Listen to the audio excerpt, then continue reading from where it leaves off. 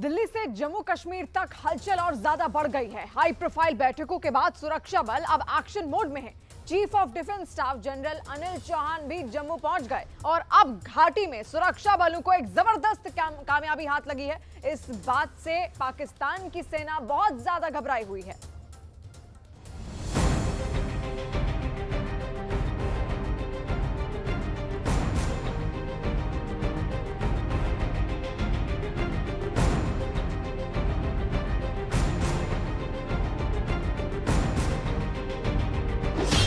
आतंक के मुकम्मल इलाज के लिए जम्मू पहुंचे सीडीएस।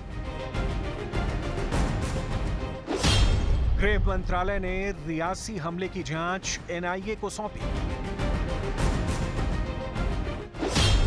हंदवाड़ा से सुरक्षा बलों ने आतंकी को किया गिरफ्तार।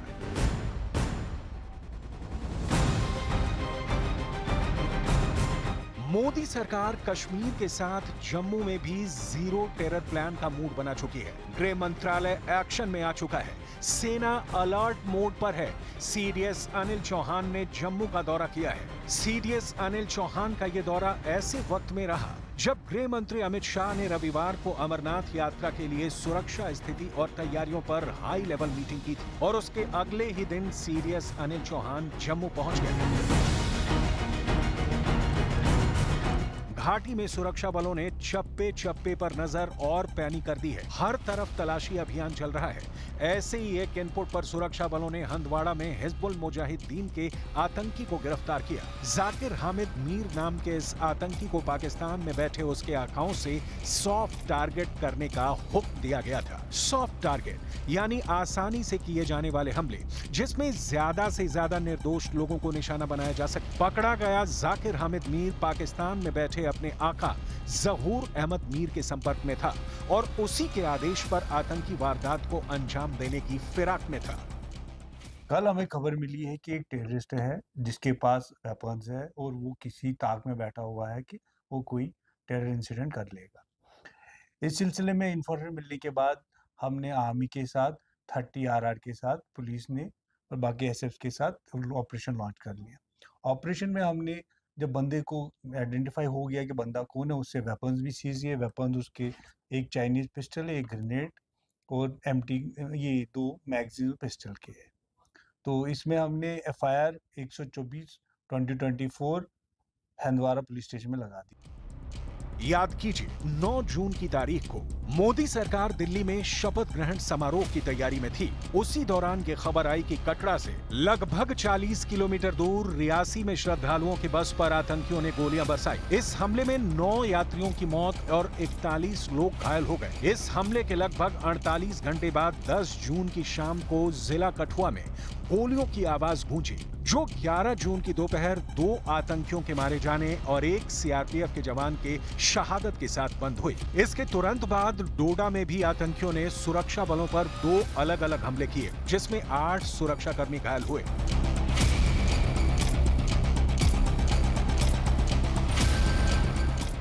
साफ है तीसरी बार भी नरेंद्र मोदी के सत्ता में आते ही आतंकियों के आका बौखला चुके हैं, इसलिए आतंकी वारदात को अंजाम दे रहे हैं। लेकिन अब आतंकियों की एक नहीं चलने वाली, क्योंकि मोदी सरकार सत्ता संभाल चुकी है और इस सरकार को एक्शन लेने आता है।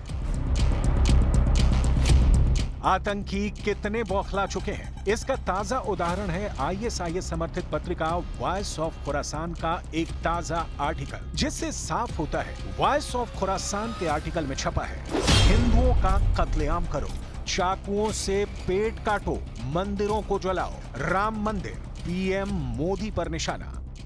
वॉइस ऑफ खुरासान मैगजीन के जरिए पीएम मोदी के खिलाफ जहर उगला गया है।